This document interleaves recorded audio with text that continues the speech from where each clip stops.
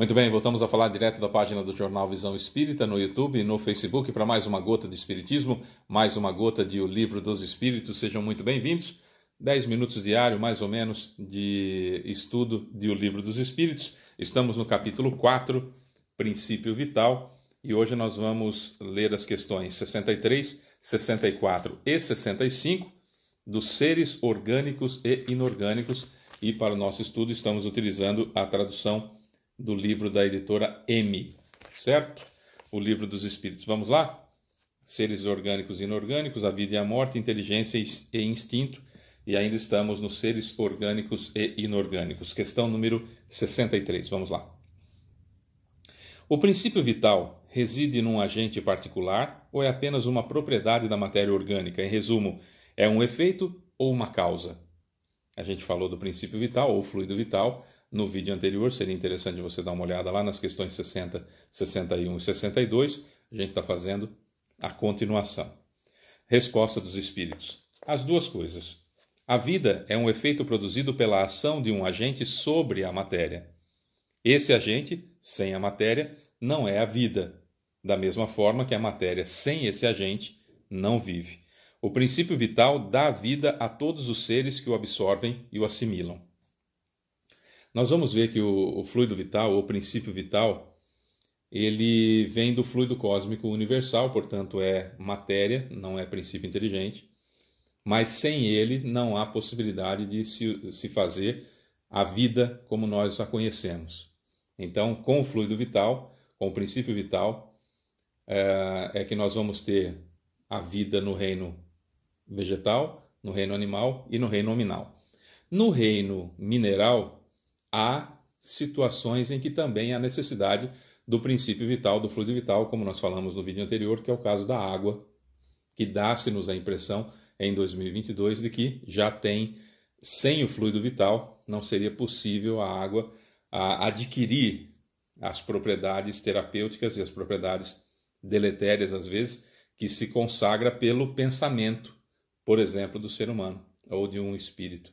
Né? Do humanoide, de uma forma geral, que imprimiria seu magnetismo através do pensamento, e a água tomaria essas formas deletérias ou curativas, de acordo com a intenção de quem está proferindo as palavras ou a prospecção magnética. Mas o fato é que só o princípio vital é matéria, o fluido que vem do fluido cósmico universal, a matéria inerte que nós conhecemos e o princípio inteligente são coisas distintas. 64. Vimos que espírito e matéria são dois elementos constitutivos do universo. O princípio vital seria um terceiro, matéria, fluido cósmico universal, matéria inerte e princípio inteligente, certo? O fluido vital seria um terceiro? Resposta dos espíritos, eu já disse, mas vamos ler. Ele é, sem dúvida, um dos elementos necessários à constituição do universo, mas ele próprio tem sua origem na matéria universal modificada. Para vós, é um elemento como o oxigênio e o hidrogênio, que, no entanto, não são elementos primitivos, pois tudo deriva de um mesmo princípio. Se nós pegarmos para estudar só o princípio vital, o fluido vital, a gente vai entender ele como um elemento básico, como é o caso do hidrogênio, como é o caso do oxigênio, chumbo, enfim, selênio, que tem lá na tabela periódica da química. A gente chama aquilo lá de elementos básicos, mas não são, porque a partir do fluido cósmico universal e da matéria propriamente dita criadas por Deus é que essa mistura gerou com o princípio inteligente, gerou esses elementos que nós chamamos de básicos, de acordo com o nosso conhecimento ainda pequeno aqui na Terra. Disso parece resultar que a vitalidade não tem seu princípio num agente primitivo distinto, mas uma propriedade especial da matéria universal devido a certas modificações. É a consequência do que dissemos. Então vamos lá. O princípio vital, ou fluido vital, é algo que nós precisamos para unir o espírito à matéria. Então vamos falar de nós espíritos, não vamos nem falar de princípio inteligente, vamos falar de nós espíritos. Já comentei isso no vídeo passado, mas convém falar de novo nesse vídeo.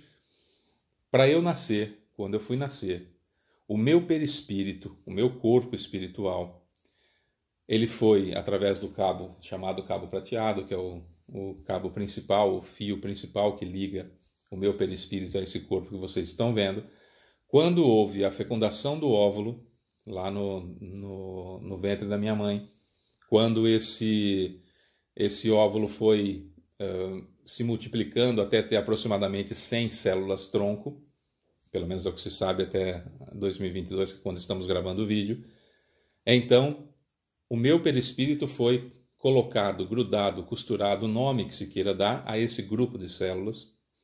E o que grudou ele lá, o que pregou, o que costurou, o que fez com que eu ficasse encarnado já a partir daquele, ou começasse a minha encarnação a partir daquele ponto, é o fluido vital. Esse fluido vital é a cola, vamos usar esse termo, entre aspas, evidentemente, que faz com que o meu perispírito, então, fique nessa parte já preso àquele grupo de células. E essa ligação, que vai se dar pouco a pouco depois, hemácia por hemácia, com o meu perispírito, por isso que o processo de reencarnação ele é, de certa forma, demorado. Eu já encarno, propriamente dito, quando respiro pela primeira vez, mas a encarnação se dá por completo lá para os 6, 7 anos, mais ou menos, tá? Mas enfim, não quero entrar muito nesse mérito, que mais para frente nós vamos falar sobre isso. Mas o fato é que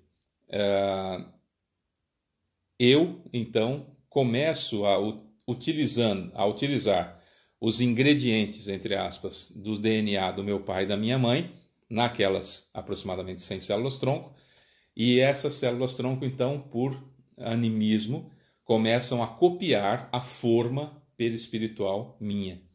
Então, eles vão fazer com que essas células-tronco vão copiando a forma do meu ser, que é o meu perispírito, utilizando, claro, os ingredientes que tem ali, o DNA que tem disponível, para fazer um corpo novo de acordo com as minhas necessidades reencarnatórias.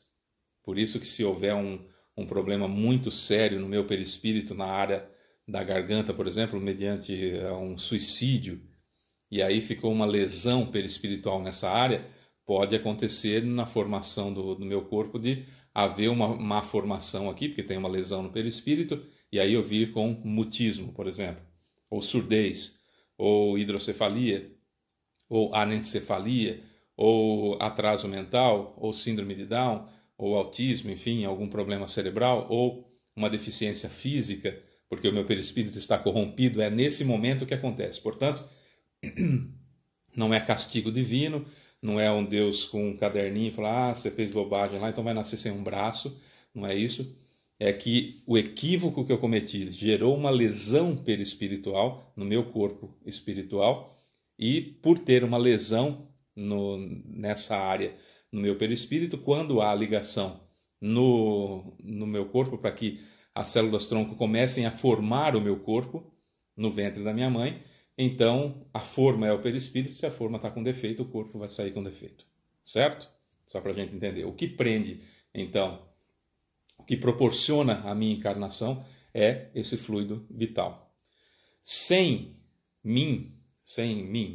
o espírito, esse fluido vital não serve para nada. Certo? E sem a matéria, esse fluido vital não serve para nada. Então, por isso que ele fala que tem que ter as duas situações. Por exemplo,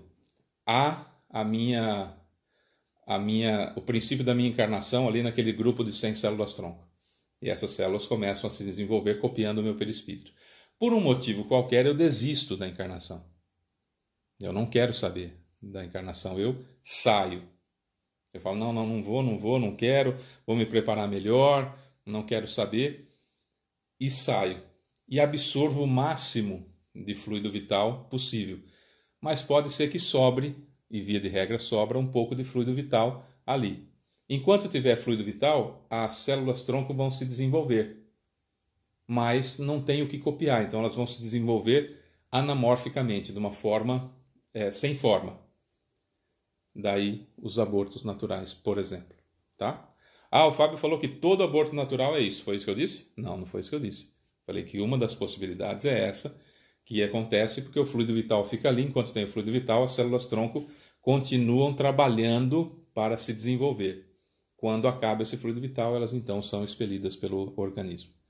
Certo? Só para entender. Sem mim, sem eu, espírito, Sem o princípio inteligente, o fluido vital não consegue manter as células funcionando. No mesmo modo, quando há uma desencarnação, sempre sobra um pouco de fluido vital. E aquilo acaba criando uma perturbação em mim, espírito, que eu continuo ligado ao corpo. Tem que vir alguém que me desligue do corpo, alguém com conhecimento para isso, com treinamento para isso, então estamos falando de espíritos superiores, que me retiram e drenam essa quantidade de fluido vital. No tsunami de Sumatra, em 2004, por exemplo, como houve acho que 200 e poucas mil mortes, 200 e poucas mil pessoas morreram instantaneamente ou imediatamente, e aí muitos espíritos estavam ligados ao corpo porque tinham uma certa quantidade de fluido vital ainda, e espíritos obsessores estavam drenando esse fluido vital com grande prejuízo e dores e perturbação a esses espíritos que haviam acabado de desencarnar. Então, o plano espiritual, como sabia que iria acontecer uma grande catástrofe lá pelo movimento das placas tectônicas, portanto gerando tsunami, já tinha criado um ponto de resgate, uma espécie de colônia naquela região e treinado muitos tarefeiros espirituais para o resgate desses espíritos e drenagem desse fluido vital, para que os obsessores não os utilizassem, porque esse fluido vital, utilizado pelos obsessores, ele serve para fazer castelos, para fazer armas, para fazer equipamentos no plano espiritual inferior, certo? Então, só para a gente entender o que seria esse fluido vital um pouquinho, a gente vai discorrer mais sobre isso nos próximos vídeos. Questão 65, para a gente arrematar tudo isso então. O princípio vital reside num corpo que conhecemos? Resposta. Ele tem sua origem no fluido universal, como eu disse, no fluido cósmico universal. É o que chamais de fluido magnético ou fluido elétrico animalizado. Ele é o intermediário, o elo, entre o espírito e a matéria. Certo? Então, tudo aquilo que eu falei, resumido aqui na questão 65, tem origem no fluido universal, é o que chamais de fluido magnético ou fluido elétrico animalizado, é o intermediário, o elo, entre o espírito e a matéria. Certo? Mais informações amanhã, em mais uma gota de espiritismo. Eu sou Fábio Pereira, um beijo para você que fica e até amanhã. Tchau.